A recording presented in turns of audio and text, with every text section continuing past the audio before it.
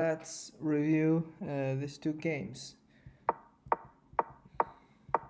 So here we have Scotch opening or Scotch game. So we take the pawn. That's usually black would do, and white take the pawn.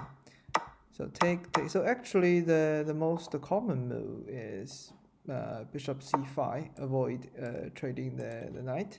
Because if we take the knight and the white has a queen controlling the center, so white has a very good control at the center.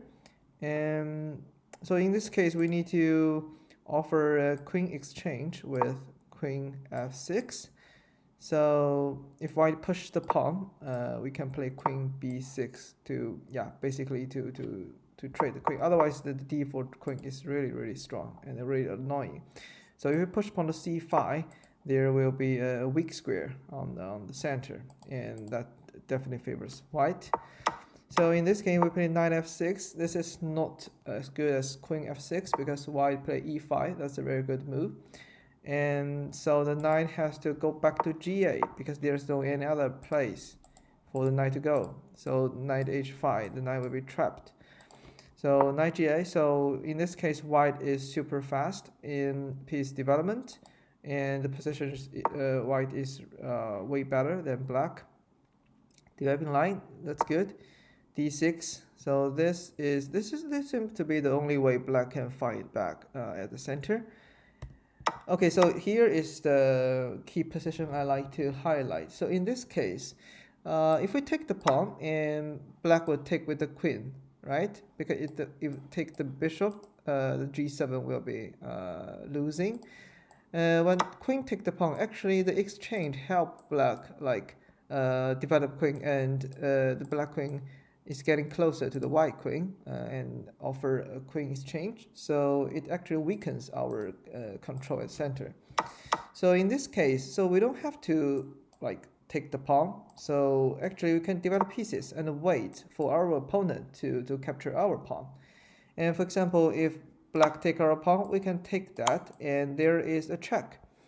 So black could probably play queen e7. So yeah, if bishop e7, we are still taking g7 or c7, or maybe rook to d1. We have a lot of ways to attack our opponent, or knight b5.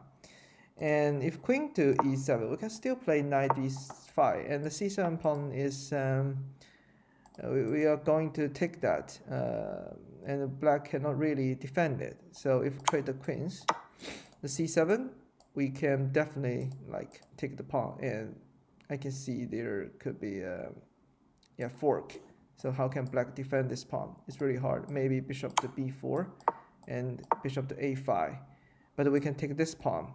So yeah, so white is super fast in piece development.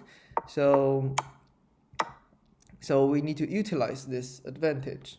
So develop bishop to protect the pawn, and we can castle later to move our rook to the open file, and also prepare for knight to b5, and together with the bishop we can target the c7. So yeah, so when we think about should we offer the exchange, we need to evaluate after the exchange. I mean, this trade favors which side, and in this case, so if you take the pawn, actually black develop queen, and we trade the queens. This is also another thing I want to discuss. So I'm not sure if we should accept the exchange because our queen has good position. Maybe we can queen e3 back a bit, and bishop e6, and maybe bishop to d2 and long castle. So we have a rook target d6 queen. So, and this is also, I mean, when we take the queen, we actually help the dark square bishop, the f8 bishop develop. So yeah, so in this case, I think either side is quite equal, because regarding the piece development, I think both sides have only developed one minor piece. Bishop c4. How about knight b5?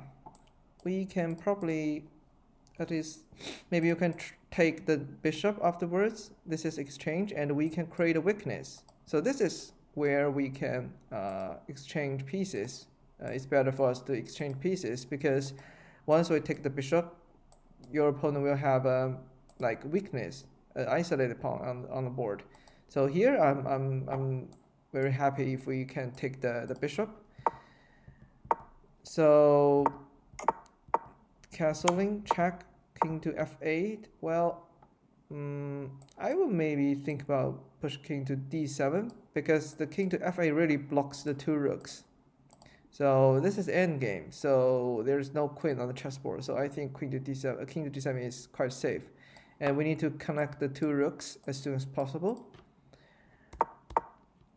Knight d5, c6. Yeah, I think it's quite equal. Yeah, this is another thing. So why do we have to exchange with the black rook? So, I mean, if we take the rook and the king take that, the king goes to d7. Let's say we develop bishop to, let's say, d2, because we really want to control the open file. And so f6, let's say, king e8. So we don't need to worry about f7. So black can fight back at this e file just in one move. And so if we don't take the rook, so this become a bit tricky for black to connect the rooks. So if we, for example, play bishop to d2, and I don't know, if black take our rook, we can take that, and it takes black 1, 2. Even though the king goes to g7, the rook cannot go to e8. Yeah, basically, we can control the e file if we don't trade the rooks, and or maybe we can trade that when we like prepared. So, for example, I will move my bishop to c3 to attack at g7. So it's actually awkward for black to like move the kings, because if my bishop at c3 and then I take the rook, I can win the g7 pawn. So at least we can win something. But if we exchange right now, we don't win anything. Yeah, so now I think both sides are very quite equal.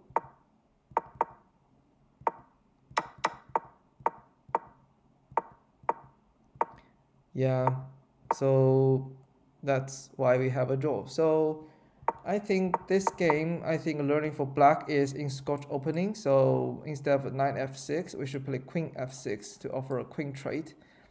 And for white, so there are three moves we exchange, or we accept exchange with black pieces. But I don't think that turned out to be a very good choice. So this is something we need to think about. Okay, second one, this is French. So far, so good. So both sides play like book moves. Queen d3.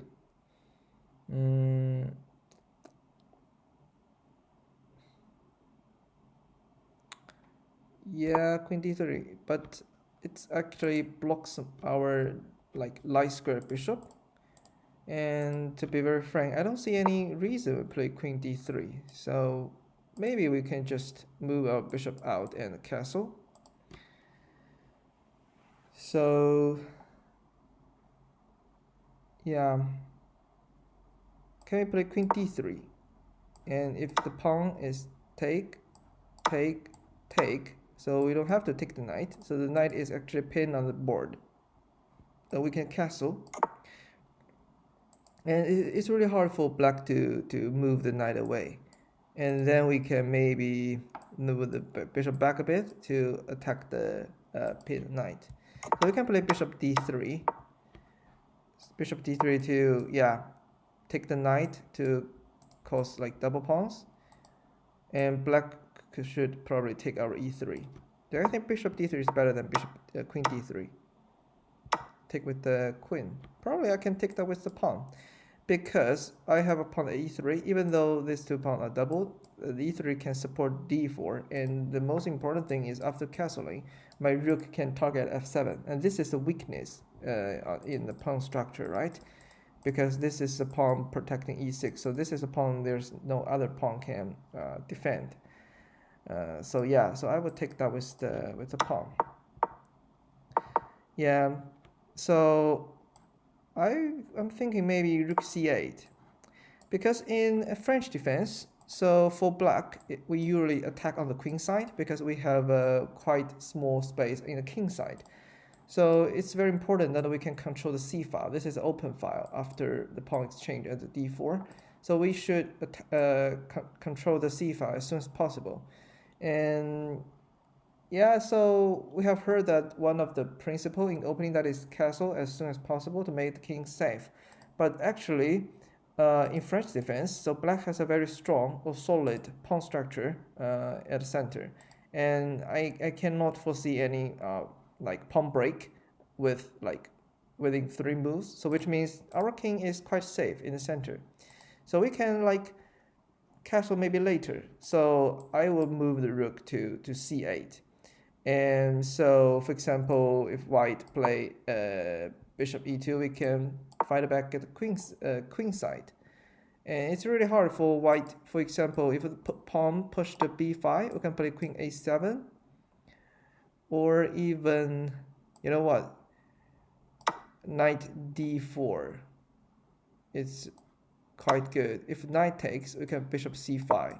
So we can win the knight back, and then we can win a pawn. And once we take the knight, the rook, the pawn, a lot of weakness we can attack, and also rook c1. So if queen takes, and I'm thinking we can check the king. And if the king go up, this rook is hanging. If bishop to d1, we can probably still play bishop to c5 to attack this diagonal. If the queen goes to d2, and yeah, we can take that actually. If the queen take, we can take the, yeah. So I think black can attack as soon as possible at the c file before white castle. And so bishop e7, so it actually like slow our like attacking at the queen side. And also, like, I mean, we play bishop e7, then why don't we castle? We play a6. I don't see any reason play a6 to prevent b5. I mean, even though b5, we can play knight a5, and there is a c4 square we can control. So I think we should castle, or I mean, rook ca is always a good move at the open file. And white divide pieces, castle. Okay, so f6. So black chose to fight back at the king side. So yeah, I mean, since we already have an open file, I think we should still like control the open file as soon as possible and play a5. So we have a lot of pieces to attack at the b4. So why don't we like attack on the queen side to create like pawn break or create a weakness on the chessboard? So f6, I mean, so there is always a problem with f6 because there could be a weak square on e5. And take. Yeah, that's what I said. So regardless like which side take the, for example, if white take the pawn,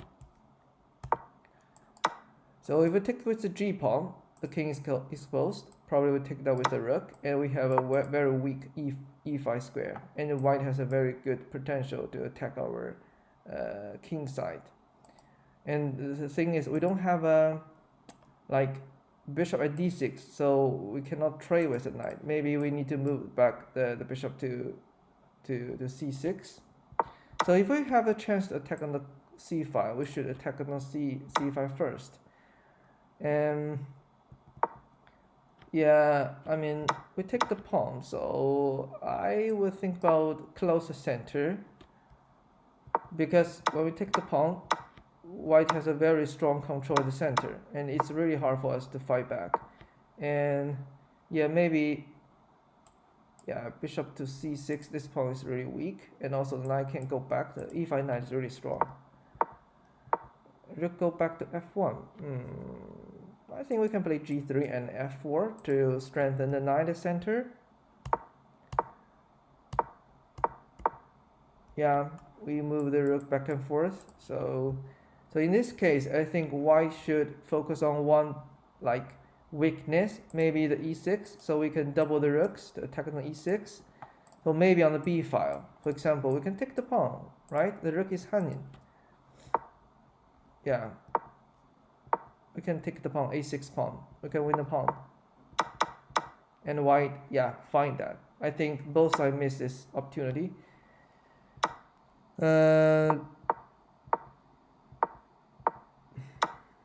b5. Are we losing the pawn? Take, rook b7. Maybe we can take this pawn. Maybe take, and b5. The bishop is pinned. So actually b5 is, yeah, I mean, we lose the pawn. So, yeah, maybe it's really hard for, maybe you can move the king up a bit to protect e6 and then b5. So black has two weaknesses. So maybe you can use the king to help the rook defend at least one of the weakness. So white doesn't take that. Yeah, control the open file, that's quite good. So now we have the bishop endgame. So activate the king. I think both sides are doing really great. g5.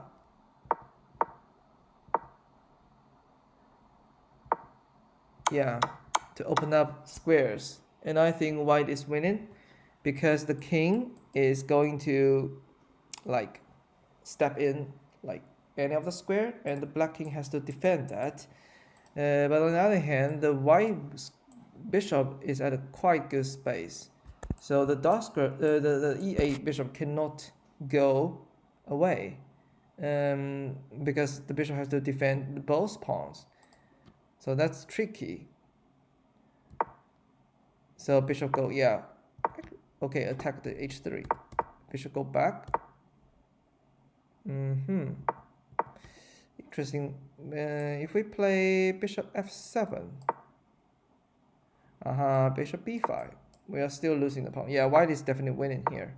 So that's quite good.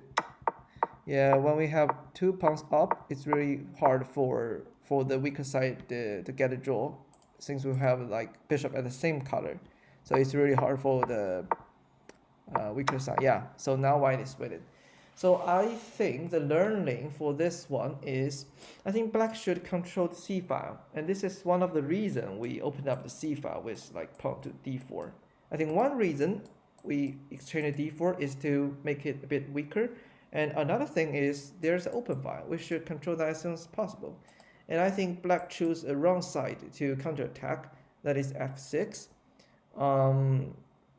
So in this case, actually white has a very good control at the e5, and actually because white has two like semi-open files to attack, and white is winning.